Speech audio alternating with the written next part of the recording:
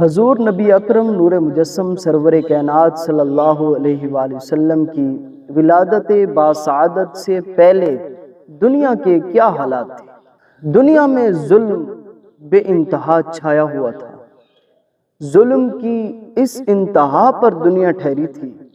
کسی کے ہاں اگر بیٹی پیدا ہوتی تو لوگ ان کو زندہ درگور کر دیتے تھے، زندہ دفن کر دیتے تھے، اور یہاں تک کہ اگر کسی کے والدین بوڑھے ہو جاتے تو وہ جا کر منڈیوں میں ان کو بیچ آتے۔ قربان جاؤں، جب نبی اکرم نور مجسم سرور کائنات صلی اللہ علیہ وسلم کی تشریف آوری ہوئی تو نبی پاک صلی اللہ علیہ وسلم نے والدینوں کو عزتیں عطا فرمائی۔ اللہ کے پیارے محبوب صلی اللہ علیہ وسلم نے فرمایا کہ جس سے والدین راضی ہوں گے اس سے رب کریم راضی ہوگا۔ اور یہاں تک کہ والدہ کے لیے اللہ کے پیارے محبوب صلی اللہ علیہ وسلم کا فرمان ہے کہ اللہ کے پیارے محبوب صلی اللہ علیہ وسلم کا فرمان ہے، کریم نے فرمایا کہ اللہ تعالیٰ نے جنت کو ساتوں آسمانوں سے کھینچ کر والدہ کے قدموں کے نیچے رکھ دیا ہے۔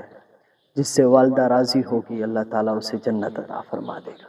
اور جو لوگ اپنی بیٹیوں کو زندہ درگور کیا کرتے تھے، اللہ کے پیارے محبوب صلی اللہ علیہ وآلہ وسلم نے آ کر فرمایا کہ بیٹی جو ہے وہ تو رحمت ہوتی ہے، وہ تو گھر کا حسن ہوتی ہے۔ آپ اپنے بیٹیوں کو زندہ درگور نہ کریں۔ کریم محبوب صلی اللہ علیہ وسلم نے اپنی بیٹیوں کی عزت فرما کر دنیا کو بتا دیا کہ اگر آپ نے بیٹی کی عزت کرنی ہے تو ایسی عزت کیا کریں۔ نبی پاک صلی اللہ علیہ وسلم کی ولادت باسعادت کی وجہ سے، تشریف آوری کی وجہ سے اللہ تعالیٰ نے دنیا میں جتنا ظلم، شرک اور اتنے بھی خرابیاں موجود تھی، تشریف آوری کی وجہ سے ان تمام خرابیوں کو دور فرما دیا۔